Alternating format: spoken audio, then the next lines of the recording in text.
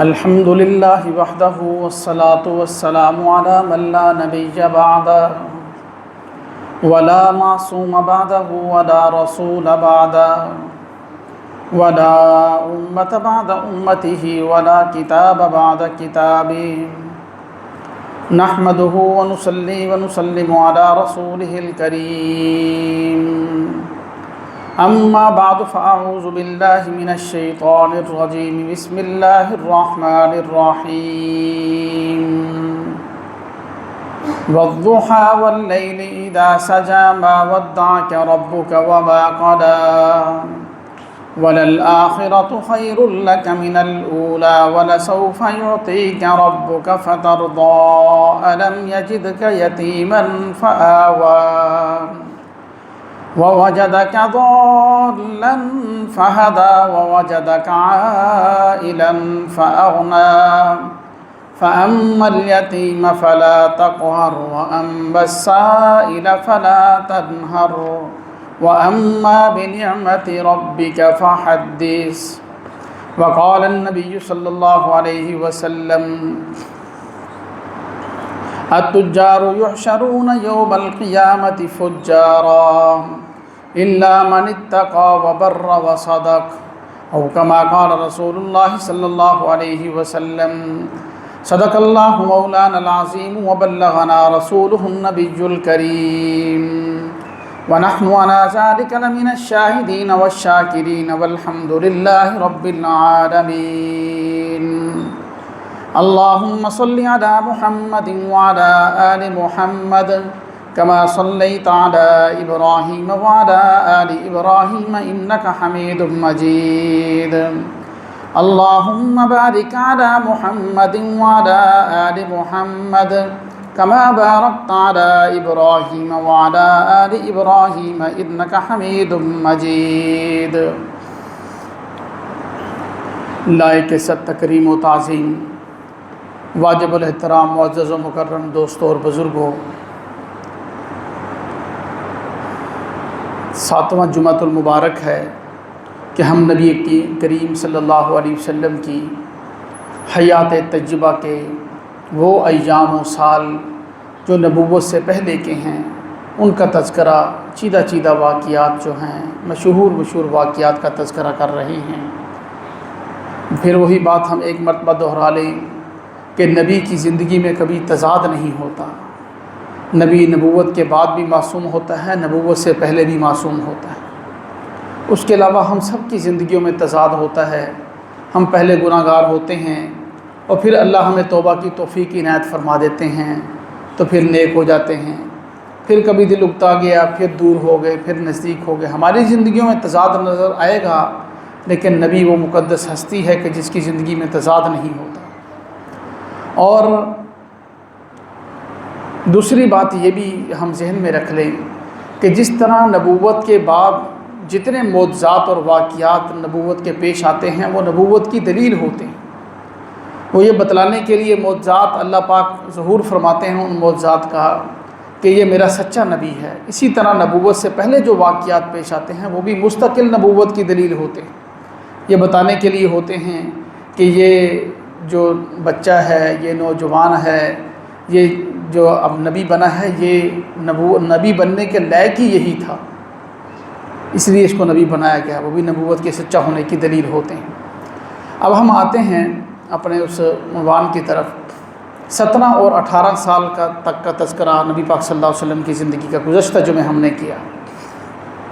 17 سال کی عمر میں حلف الفضول جو بڑے سردار تھے فضل نامی، انہوں نے بیٹھ کر حلف نامہ لکھا جس کو ہم کہہ رہے ہیں حلف الفضول کے نام سے۔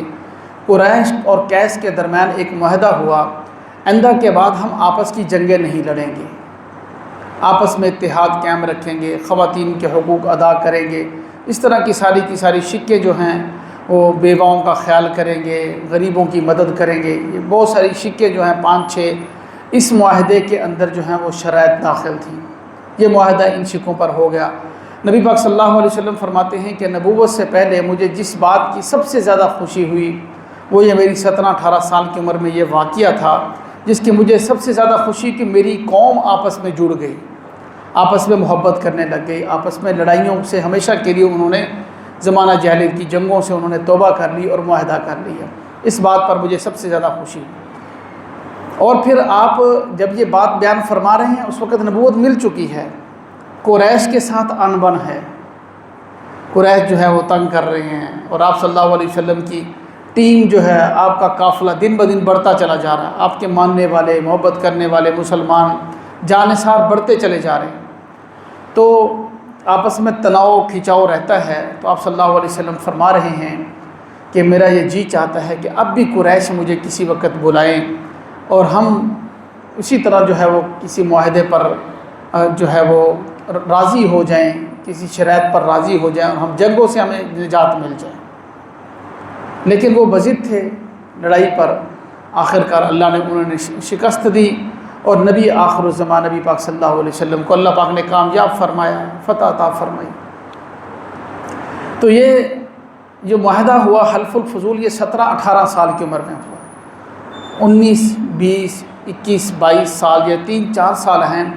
ان سالوں کے اندر نبی پاک صلی اللہ علیہ وسلم نے خوب تجارت کی، قریب کی منڈیوں میں، بازار عکاظ تھا، بازار طائف تھا، قریب قریب آپ جاتے، ایک جگہ سے مال خریدا دوسری جگہ بیچا، دوسری جگہ سے بیچا خریدا تیسری جگہ بیچا، اس طرح جو ہے کبھی خود مکہ مکرمہ کی منڈیوں میں مال آتا تو وہاں سے خرید کر، کیونکہ عرب کے ہاں یہ منڈیاں لگا کرتی تھیں، وہاں تجارت اور زراعت کا کوئی تصور نہیں تھا، پانی تو تھا نہیں، میٹھا پانی زیر زمین بھی زمزم کے علاوہ کوئی تھا نہیں، اور کوئی پانی کا بندوبست نہیں تھا، تو ان کا گزر بسر جو تھا وہ سارا کا سارا تجارت کے اوپر تھا، تو وہ تجارت کیا کرتے، منڈیاں لگا کرتی، اسی حساب سے بندوبست ہوا تھا۔ نبی پاک صلی اللہ علیہ وسلم تجارت فرمایا کرتے، اور اب تجار کے اندر نبی پاک صلی اللہ علیہ وسلم نے تجارت کا پیشہ اختیار کیا تھا، آپ سب سے زیادہ مشہور ہو گئے۔ کس بات میں؟ صادق اور امین ہونے میں، کہ امانت دار بھی ہے اور سچا تاجر بھی ہے۔ اور آپ صلی اللہ علیہ وسلم نے ابھی نبوت نہیں ملی، نبوت سے پہلے ہی ایسے نقوش چھوڑے ہیں تجارت کے عنوان پر کہ وہ ہمارے لیے مشعل راہ ہیں، وہ ہمارے لیے ایک راستہ ہیں، ان کے اوپر جو تاجر آج بھی چلے گا اللہ اسے کامیاب فرمائیں گے۔ آپ صلی اللہ علیہ وسلم تجارت مسلسل فرماتے رہے، اور ہر مرتبہ نفع ہی نفع ہوتا، نفع ہی نفع ہوتا۔ یہ اللہ پاک کا جو ہے نا ایک اصول ہے، سنت اللہ ہے، کہ جو بندہ دیانتداری اختیار کرے گا نا، اللہ لوگوں کے دلوں کو اس کی طرف پھیر دیں گے، لوگوں کو کھینچ کر اس کی دکان چھوٹی ہوگی، پیٹرول پمپ چھوٹا ہوگا، چھوٹا سا سسٹم ہوگا کاروبار بزنس کا، لیکن لوگ کھینچے کھینچے آئیں گے، اس سے مال ہی پورا نہیں ہوگا۔ اور بے ایمان آدمی چاہے وہ لاکھوں اربوں کے اندر کیوں نہ ہو، بڑی اس نے بینرز لگائے ہیں، سب کچھ لگایا، اس کی دکان چند دن چلتی ہے۔ جو بندہ ایک مرتبہ دھوکہ کھا جائے گا نا، شریف آدمی نہیں لڑے گا، ایک مرتبہ تو کھا کے چلا جائے گا، وہ پھر دوبارہ وہاں نہیں آئے گا۔ اس لیے نبی پاک صلی اللہ علیہ وسلم نے یہ بتلایا کہ کبھی دھوکہ نہیں دیا تجارت میں۔ آقا انعامدار مدنی کریم صلی اللہ علیہ وسلم نے کبھی جو ہے وہ غلط بیانی نہیں فرمائی، بلکہ جب آپ صلی اللہ علیہ وسلم کی اس تجارت کے معاملے میں شہرت ہو گئی، میں میسرہ کا بیان سناتا ہوں تو اس سے اندازہ ہوگا کہ آپ صلی اللہ علیہ وسلم کی تجارت کے اصول کیا تھے۔ 20-22 سال کی عمر ہے کہ آپ کی تجارت کی شہرت ہو گئی، تو ایک خاتون ہیں جن کا نام ہے خدیجۃ الکبریٰ، مومنوں کی ماں ہیں، قرآن نے ان کو ماں کہا ہے۔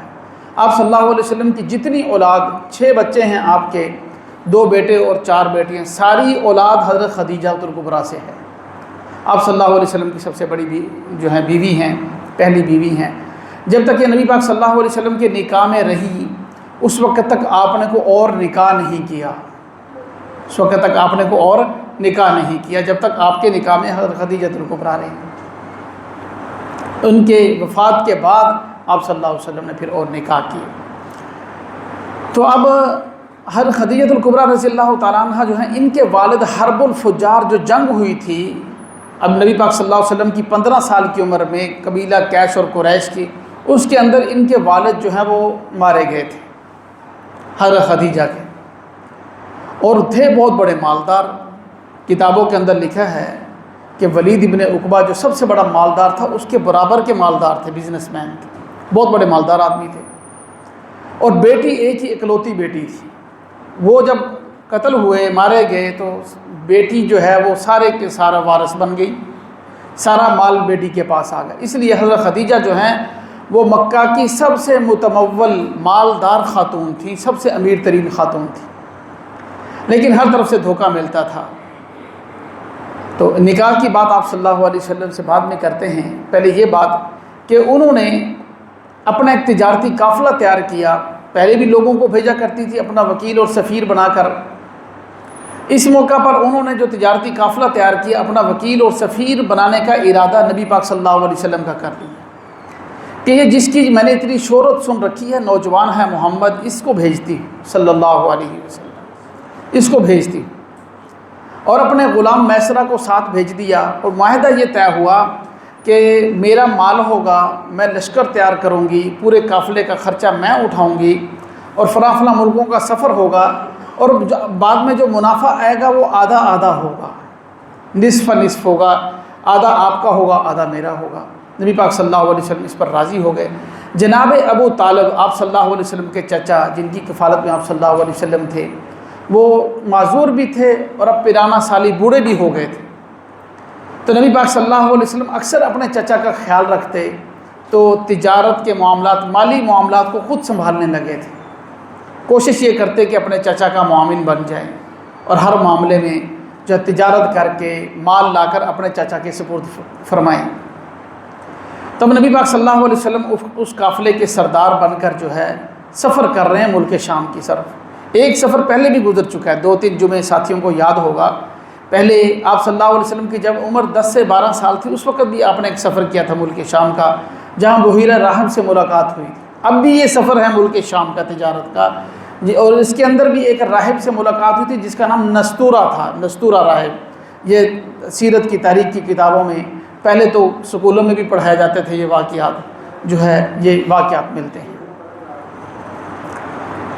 تو اب نبی کریم صلی اللہ علیہ وسلم جو ہے ملک شام کے سفر پر اس قافلے کے سردار بن کے جا رہے ہیں، جو قافلہ 100% مال لے کر جا رہا ہے خدیجۃ الکبریٰ، مکہ کی سب سے امیر ترین خاتون کا قافلہ جو ہے وہ سامان لے کر جا رہا ہے، اور غلام میسرہ بھی اس کا ساتھ ہے۔ اب نبی پاک صلی اللہ علیہ وسلم یہ تجارت کرتے گئے۔ اب نستورہ راہب سے ملک شام کے علاقے میں جہاں ملاقات ہوئی اس کا تذکرہ تھوڑا سا کر لیں۔ نبی پاک صلی اللہ علیہ وسلم میسرہ جو ہے وہ خود آ کر حضرت خدیجہ کو حالات سنا رہے ہیں، کہنے لگے کہ ہم ٹھہرے ہوئے تھے ایک جگہ پر، ایک راہب تھے بہت عمر رسیدہ، ان سے ہم دعا کروانے ملنے کے لیے جایا کرتے تھے۔ وہ عیسائی مذہب کے سچے پیروکار تھے، پرانے ملت ابراہیمی اور موسوی عیسوی مذہب کے پیروکار تھے، ہم ان سے دعائیں کروانے جاتے تھے۔ لیکن اس مرتبہ ایسا ہوا جب ہمارا قافلہ جا کر ٹھہرا تو وہ جو راہب تھا وہ خود ہمارے قافلے میں ملنے کے لیے آیا، اور اس نے آ کر کہا کہ جس جگہ تم ٹھہرے ہو، جس پتھر کے پاس تم نے اپنے جو ہیں وہ اپنی سواریاں بٹھائی ہیں، یہ جو درخت ہے یہاں پر نبی کے علاوہ کوئی ٹھہر نہیں سکتا۔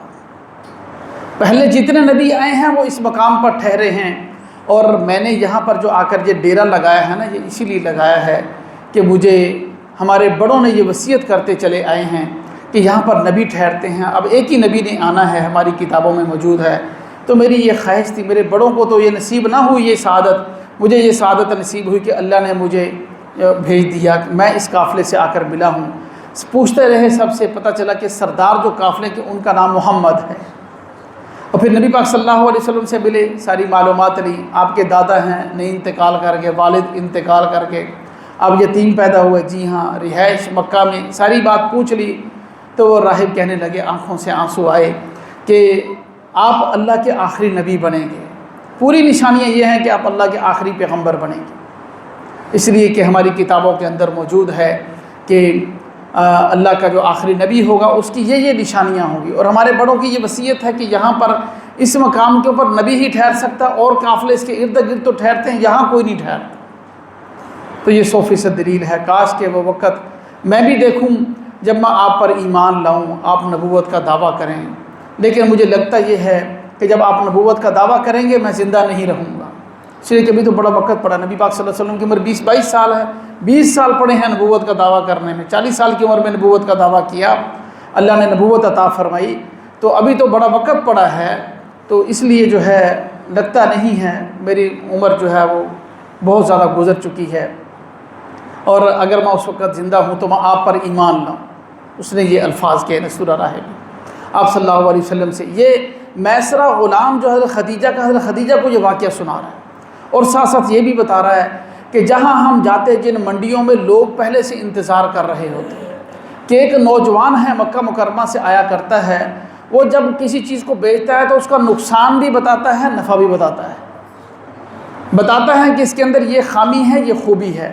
تاجر کو پورا بتانا چاہیے، یہ خامی ہے، یہ خوبی ہے، کیوں کپڑا ہے، کوئی چیز ہے، اس کو چھپا کر ایسے طریقے سے نہ بیچے کہ بس ایکسپائری ڈیٹ اس کی جو ہے اس کے اوپر قلم پھیر دیا جائے، اس کی جو ہے کہ پرانی چیز خریدی ہوئی ہے، نئی قیمتیں چونکہ زیادہ ہو گئی ہیں، پرانی قیمت کے اوپر قلم پھیر کر نئی قیمتوں کے مطابق۔ اور بہت سی چیزیں ایسی ہیں کہ جو ہم کچھ لیگل ہیں، کوئی ان لیگل ہے، کوئی شریعت کے اعتبار سے جائز ہیں، کچھ ناجائز ہیں۔ ناجائز کام زیادہ ہو رہے ہیں، شریعت کو بہت کم فالو کیا جا رہا ہے۔ اس لیے جو ہے نبی پاک صلی اللہ علیہ وسلم کا یہ معمول تھا، چیز کی خامی اور خوبی صاحب بتا دیتے اور فرما دیتے کہ بھائی پسند آئے تو لے لو، نہیں پسند آتی تو نہ لو۔ آپ صلی اللہ علیہ وسلم کبھی جھوٹی قسم نہیں کھاتے تھے، اور یہ نہیں فرماتے تھے کہ بازار سے تو یہ اتنی مہنگی مل رہی ہے اور مجھ سے یہ اتنی سستی لے لو، آپ کو یہ ریٹ کہیں بھی نہیں ملے گا، ویسے تو میں اتنے کی بیچ رہا ہوں، آپ کے لیے اتنے کی دے رہا ہوں۔ سراسر جھوٹ بولے جاتے ہیں تجارت کے، جو پھر سب بعد میں نکل جاتے ہیں۔ جو حرام کی کمائی ہوتی ہے نا، وہ کسی نہ کسی طریقے سے ضرور نکلتی ہے۔ تو اس لیے بھائی جھوٹ بولنے کی ضرورت ہی کیا ہے؟ جو لقمہ ہمارے مقدر میں ہے، جو روپیہ ہماری جیب میں آنا ہے، وہ کوئی چھین ہی نہیں سکتا۔ جس کا ایمان کامل ہے وہ 100% یقین رکھے کہ ہمارے آنے والے رزق کو کوئی نہیں روک سکتا۔ وَمَا مِن دَابَّةٍ فِي الْأَرْضِ إِلَّا عَلَى اللَّهِ رِزْقُهَا، روئے زمین پر چلنے والے ہر جاندار کا رزق اللہ پر ہے۔ جس کا یہ کامل یقین ہوگا تو وہ کبھی دو نمبری اپنی تجارت کے اندر نہیں کرے گا۔ تو اکثریت جو ہے نا وہ ایسے ہی ہے۔ اس لیے میں عرض کر رہا ہوں کہ نبی پاک صلی اللہ علیہ وسلم کا فرمان ہے، میں نے حدیث پڑھی ہے خطبے میں، التجار یحشرون یوم القیامت فجارا، قیامت کے دن تاجر گناہگار اٹھیں گے قبروں سے، فاجر نافرمان اٹھیں گے قبروں سے۔ لیکن آپ نے چند اصول بتلائے، الا استثناء کر دی، الا مگر من اتقى، جو ڈرا۔ اب تجارت جنہوں نے کرنی ہے کر رہے ہیں وہ سنیں کہ آپ صلی اللہ علیہ وسلم نے اصول کون سے بتلائے۔ الا من اتقى، جو شخص ڈرا، اپنے رب کا خوف سامنے رکھا، اپنے رب سے ڈر کر تجارت کی، وہ بچ جائے گا، وہ فاسق فاجر نہیں اٹھے گا قیامت کے دن۔ اور فرمایا کہ وہ برا، جس نے نیکی کی، نیکی بھی ساتھ کرتا رہا۔ اب نیکی اخلاقی نیکی بھی ضروری ہے، اس کے ساتھ ساتھ اللہ کی عبادت بھی ضروری ہے۔ ایسا تاجر اللہ کو پسند نہیں ہے جو حقوق اللہ کو پامال کر کے تجارت کرتا رہے۔ ایک بندے کو کہیں بھئی نماز پڑھ لو، وہ کہتا ہے بچوں کا پیٹ پالنا حقوق العباد زیادہ ضروری ہے، نماز اللہ معاف کر دے گا۔ یہ کہاں لکھا ہے اللہ معاف کر دے گا؟ اللہ اپنے فضل سے چاہے کافر کو بھی معاف کر دیں، ہم اس کے اوپر کوئی ایسی بات نہیں کر رہے، لیکن جو اللہ نے اصول بیان کیے وہ یہ کہ سب سے پہلے نماز کا حساب ہوگا، سب سے پہلے نماز کا حساب ہوگا۔ اور قرآن پاک میں بھی ہے، رجال لا تلہیہم تجارت ولا بیع عن ذکر اللہ، ایسے مردوں کی تعریف کی ہے، ایسے اشخاص کی قرآن پاک سورۃ النور ہے، اللہ پاک تعریف بیان کرے، رجال، ایسے مرد، لا تلہیہم تجارت ولا بیع، ان کی تجارت اور ان کی خرید و فروخت اللہ کے ذکر سے ان کو غافل نہیں کرتی۔ تو اس لیے بھائی نیکی ضروری ہے، نماز چھوڑ کر تجارت، روزہ چھوڑ کر تجارت، روزہ چھوڑ کر مال کمانا، مزدوری کرنا، یہ اللہ پاک کو پسند نہیں ہے، بے برکتی چیز ہے۔ یہ بات ضروری ہے کہ جب ہم اللہ کے حقوق کا اہتمام کریں گے تو اللہ ہماری روزی میں بھی برکت ڈالیں گے۔ ہمیں برکت چاہیے، کثرت نہیں چاہیے، کثرت نہیں، کثرت ہو اور اس میں برکت نہ ہو اس کا کوئی فائدہ نہیں ہے۔ کثرت سارا حساب ہے، اعمال نامے میں جمع ہو رہا، بہت جمع ہو رہا سارا کا سارا۔ برکت ہے تھوڑی چیز زیادہ لوگوں کو کافی ہو جائے، اللہ پاک بیماریوں سے بچا لیں، حادثات سے بچا لیں، نافرمانیوں سے بچا لیں اولاد کی، تو یہ ہمیں برکت چاہیے۔ تو اللہ پاک برکت پیدا فرماتے ہیں جب حقوق اللہ کا ساتھ خیال رکھا جاتا ہے۔ تو آپ نے فرمایا الا من اتقى، جو اللہ سے ڈر کر تجارت کرے گا، وہ برا، اور نیکی بھی اختیار کرے گا، اور اس کے ساتھ ساتھ آپ صلی اللہ علیہ وسلم نے فرمایا وصدق، اور سچ بولے گا۔ نبی پاک صلی اللہ علیہ وسلم کا جو صادق اور امین لقب مشہور ہوا اسی وجہ سے مشہور ہوا کہ آپ ہر بات سچی فرماتے تھے، سچوں کے سردار تھے۔ ہم سچے نبی کے امتی ہیں تو سچ بولیں۔ پکی بات ہے کہ جھوٹ کی رفتار بڑی تیز ہے، جھوٹ بڑی جلدی گردش کرتا ہے اور بڑی جلدی پھیلتا اور پھولتا ہے، بڑھ جاتا ہے۔ سچ میں دیر ضرور لگتی ہے لیکن سچ سے زیادہ پاور کسی چیز کے اندر نہیں ہے، سب سے زیادہ طاقت سچ کے اندر ہے۔ رفتار بہت سلو ہے سچ کی، لیکن اس کے ذریعے اللہ پاک جو ہے برکتیں اور طاقت عنایت فرماتے، عظمت عنایت فرماتے۔ شاید میں نے پہلے بھی یہ جملہ ایک مرتبہ عرض کیا کہ سچ جو ہے نا، اس کی رفتار کا اندازہ اس بات سے لگتا ہے کہ سچ ابھی جوتے پہن رہا ہوتا ہے اور جھوٹ پوری دنیا کا چکر کاٹ کر آ جاتا ہے۔ ہم دیکھتے ہیں سوشل میڈیا پر ایک سچا آدمی ہو، اس کی بات کو کچھ سننے کے لیے تیار ہی نہیں ہے، اور جھوٹے آدمی کو ایک رات کے اندر وائرل ہو جاتے ہیں جھوٹے لوگ۔ ایک جھوٹ بولو راتوں رات جو ہے وہ وائرل ہو جاتا ہے، ساری دنیا اس کو سننے کے لیے تیار ہے۔ دجال جھوٹ ہے، دجل کس کو کہتے ہیں؟ دجال جھوٹے کو کہتے ہیں نا، اسی لیے فرمایا کہ وہ اتنا چلے گا کہ 40 دن میں پوری دنیا کا چکر لگا لے گا، جھوٹ اتنی تیزی سے پھیلے گا، جھوٹا ہے وہ۔ اسی لیے سچ جو ہے تجارت کا سب سے بڑا اصول ہے، الا من اتقى وبر وصدق، جو اللہ سے ڈرا، نیکی اختیار کی اور سچ بولا، وہ تاجر قیامت کے دن گناہگاری سے، فسق و فجور سے بچ جائے گا۔ یا کا مدنی کریم صلی اللہ علیہ وسلم کی امت کو ہدایت ہے، حدیث پاک ہے، صحیح حدیث۔ تو اس لیے بھائی بزنس میں، تجارت میں کبھی جھوٹ نہ بولیں، کبھی ایسی بات نہ کریں۔ ایک مثال کے طور پر رائڈر ہے جو ہے وہ بائک چلاتا ہے، گاڑی چلاتا ہے، ان ڈرائیو پہ چلا رہا ہے فلاں، کیونکہ موجودہ زمانے کی بات ہے اس لیے میں عرض کر رہا ہوں۔ اب وہ یہ نا کہ میں آ گیا 2 منٹ میں ابھی یہاں پہنچ، سچی بات بتائے بھائی اتنا ٹائم لگے گا، میں اتنی دیر میں پہنچوں گا، میں ابھی آپ کے سامنے آ گیا، ابھی وہاں 7 میل دور پھر رہا ہے وہ۔ بالکل یہ سارے کے سارے جتنے بزنس ہیں کسی میں جھوٹ کی گنجائش نہیں ہے، جھوٹ نہ بولا جائے۔ اللہ پاک ہم سب کو عمل کی توفیق نصیب فرمائے۔ اب میسرہ غلام نے یہ ساری کی ساری باتیں جو ہیں خدیجۃ الکبریٰ سے آ کر بتائیں، اور اتنا نفع ہوا، نستورہ راہب کا واقعہ بھی بتلایا، یہ ساری کی ساری چیزیں بتلائیں، تو حضرت خدیجہ کے دل میں جو ہے نا وہ ایک داعیہ پیدا ہوا کہ میں اس شخص سے نکاح کیوں نہ کر لوں، میرا مال بہت زیادہ، کوئی مال کو سنبھالنے والا نہیں ہے۔ پہلے 2 شوہروں سے بیوہ ہو چکی تھی، ایک کا نام ابو حالہ تھا، پہلے شوہر جو حضرت خدیجہ کے تھے، ان کے 2 بیٹے تھے، ہندہ ایک کا نام تھا، ایک کا نام حالہ، 2 بیٹے۔ ابو حالہ ان کے شوہر کا نام تھا، ان 2 بچوں کے باپ تھے۔ تو یہ دونوں بعد میں مسلمان ہوئے، صحابی بنے، حضرت خدیجہ کے پہلے شوہر کے جو 2 بیٹے تھے۔ پھر دوسرے شوہر کا نام عتیق ہے جو روایات میں آتا ہے، ان کی ایک بیٹی تھی، وہ بھی صحابیہ بنی اور مسلمان ہوئی تھی، لیکن چونکہ وہ اپنے والد کے پاس تھی، والد فوت ہو گئے اور بعد میں وہ، لیکن حضرت خدیجہ سے آپ صلی اللہ علیہ وسلم کا نکاح ہو رہا ہے، عمر کا بڑا فرق ہے، آپ صلی اللہ علیہ وسلم کی عمر 25 سال ہے، حضرت خدیجہ کی عمر 40 سال ہے، 15 سال کا فرق ہے۔ یہ بتلایا جا رہا ہے کہ نبی خواہش کی بنیاد پر شادی نہیں کرتا، خوبصورتیوں کو دیکھ کر، لشکاروں کو دیکھ کر، چمکتی چیزوں کو دیکھ کر نبی شادی نہیں کرتا، نبی کسی کا سہارا بن کر شادی کیا کرتا ہے۔ ایک بیوہ ہے جو بے سہارا ہے، جو بھی آتا ہے اس کا مال لوٹ کر لے جاتا ہے، وہ خود جو ہے وہ پرپوز کر رہی ہیں، خود خطبہ پیغام نکاح بھیج رہی ہیں کہ میں تم سے نکاح کرنا چاہتی ہوں، ساری خوبیاں دیکھ کر۔ اور اس کے ساتھ ساتھ حضرت خدیجہ الکبریٰ رضی اللہ تعالیٰ عنہ کا ایک جو ہے خواب بھی مذکور ہے تاریخ کی کتابوں میں، فرماتی ہے کہ میں نے ایک رات خواب دیکھا کہ سورج جو ہے نا، آسمان کا سورج، وہ میرے گھر میں آیا اور سارا کا سارا میرے کمرے کے اندر آ گیا، میرے بیڈ روم میں۔ تو یہ سورج، اور پھر وہ باہر نکلا تو پھر اس کی روشنی جو ہے وہ پوری دنیا میں پھیل گئی۔ اب یہ خواب دیکھا، اب اس کی خواب کی تعبیر ورقہ بن نوفل کے پاس پوچھنے کے لیے چلی گئی، تو جا کر پوچھا، انہوں نے بتایا کہ اس کی تعبیر یہ ہے کہ جو نبی آخر الزماں ہوں گے نا، ان سے تمہارا نکاح ہوگا، ان سے تمہارا نکاح ہوگا۔ یہ بات بھی حضرت خدیجہ کے ذہن میں تھی کہ لگتا یہی ہے، اور نستورہ راہب کی جو ہے اس نے باتیں بتائیں پیشن گوئیاں، وہ بھی جو ہے ساری کی ساری سامنے آ گئیں۔ تو انہوں نے نکاح کا پیغام بھیج دیا، آپ صلی اللہ علیہ وسلم خاموش رہے، اپنے چچا کو بتایا، تو حضرت ابو طالب نے جو ہے وہ اجازت دے دی کہ آپ جو ہے نکاح کر لیں۔ اب حضرت حمزہ اور حضرت ابو طالب اور قریش کے جتنے رشتہ دار تھے وہ سارے نکاح میں شریک ہوئے۔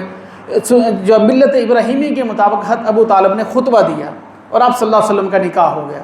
جو ہے مہر، اس کے بارے میں ایک مشہور ایک روایت تو ہے جو تحقیقی نہیں ہے، ایک جو صحیح تحقیقی مشہور روایت ہے وہ یہ کہ 500 درہم جو ہے حق مہر مقرر ہوا تھا حضرت خدیجہ سے نکاح کا، اور بعض کہتے ہیں کہ 20 اونٹ مقرر ہوئے تھے۔ صحیح روایت وہی ہے کہ 500 درہم حق مہر مقرر ہوا حضرت خدیجہ سے نکاح کا۔ یہ آپ صلی اللہ علیہ وسلم کی عمر 25 سال۔ اب جو مستشرقین، وہ لوگ جو نبی پاک صلی اللہ علیہ وسلم پر اور دین اسلام پر اعتراضات اٹھاتے ہیں، ان میں سے اعتراض یہ بھی کرتے ہیں کہ دیکھو جی ان کے نبی نے تو اتنی شادیاں کر رکھی۔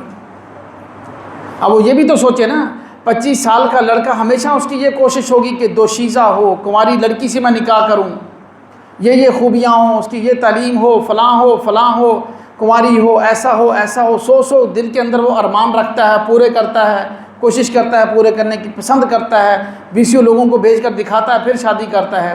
اور ادھر امام الانبیاء ہیں جن پر تم اعتراض کر رہے ہو، وہ کس سے نکاح کر رہے ہیں؟ جو 2 شوہروں سے بیوہ ہو چکی ہیں، جن کو سہارے کی ضرورت ہے۔ نبی تو معصوم ہے، وہ تو معصوم ہے، یہ خواہشات کا پالنا نبی کی زندگی کا حصہ نہیں ہے، وہ ہم پالتے ہیں۔ نبی کی زندگی کا حصہ خواہشات کا پالنا نہیں ہے، نبی تو سہارا بنتے ہیں۔ اور اس سے ایک بات اور بھی معلوم ہوئی کہ جو شوہر ہوتا ہے نا، شوہر وہ بیوی کا سہارا بن کر اس کی زندگی میں آتا ہے، بوجھ بن کر نہیں آتا۔ ہمیں بھی چاہیے کہ بھائی جو اس وقت دیکھیں کتنا اہتمام تھا امام الانبیاء کے پہلے نکاح سے، یہ سبق ملتا ہے کہ ہم بیوی کے لیے سہارا بنے، بوجھ نہ بنے۔ گھر کے کام کاج، اور کسی کی بیوی جاب کرتی ہے، جاب کی ذمہ داری، گھر کے کام کاج، بچوں کو سنبھالنا، اوپر سے شوہر آ کر پریشر ڈال رہا ہے، وہ بھی تو انسان ہے۔ بجائے سہارا بننے کے ہم اس کے لیے بوجھ بنیں، تو یہ کتنی بڑی زیادتی کی بات ہے۔ یہ بالکل ہندوانہ سوچ ہے اور پرانی رسمیں ہیں، پرانی باتیں ہیں۔ نہ دین اسلام اس کی اجازت دیتا ہے، نہ اخلاقیات اس کی اجازت دیتی ہیں۔ اس لیے بہت ضروری ہے کہ جب ہم بچوں کی شادی کریں تو بیٹی کو بھی پہلے بتایا جائے کہ زوجین کے حقوق کیا ہیں، اور بیٹے کو بھی بتایا جائے کہ زوجین کے حقوق کیا ہیں، آپس میں رہنا کیسے۔ ساری ہم جو باقی معاملات پورے کر لیتے ہیں، یہ تعلیم نہیں دیتے کہ جو زندگی شروع ہو رہی ہے وہ گزارنی کیسے، ایک نئی لائف شروع ہو رہی ہے، کل کو بچے ہوں گے، کس طریقے سے ہم نے زندگی گزارنی ہے۔ نبی پاک صلی اللہ علیہ وسلم نے اپنی زوجہ مطہرہ کے ساتھ زندگی کیسے گزاری، ہر نجی لائف، باہر کی لائف کیسے تھی آپ کی، یہ بتانا بہت ضروری ہے۔ اور اسی چیز کی ہمیں کمی ہے جو بعد میں ہمارے لیے مسائل کھڑے ہوتے ہیں، پھر آپس میں بنتی نہیں ہیں، طلاقوں تک نوبت پہنچ جاتی ہے۔ سنت کی زندگی ہمارے گھروں میں نہیں ہے۔ اللہ ہمیں توفیق نصیب فرمائے کہ ہم سنت کی زندگی گزاریں۔ اور پھر اس کے اندر اللہ پاک جل شانہ کی حکمتیں بھی بہت تھیں۔ حضرت خدیجہ سے نکاح کی، وقت بہت زیادہ ہو گیا ہے کہ اللہ پاک نے جو اتنی بڑی عمر میں نبی پاک صلی اللہ علیہ وسلم کا حضرت خدیجہ سے نکاح کروایا، اس کے اندر کیا حکمت تھی، اس کو انشاءاللہ زندگی رہی تو آئندہ جو میں عرض کریں گے۔ اور اس کے ساتھ ساتھ آپ کی 35 سال کی عمر میں ایک بڑا اہم واقعہ پیش آیا تھا کہ حجر اسود کو اپنی جگہ پر جو آپ صلی اللہ علیہ وسلم نے رکھا تھا، یہ بھی بڑا اہم واقعہ ہے۔ یہ دونوں واقعات جو ہے انشاءاللہ زندگی رہی آئندہ جو میں عرض کریں گے۔ اللہ پاک ہم سب کو سمجھنے عمل کرنے کی توفیق دے۔ سنتے پڑھنے میں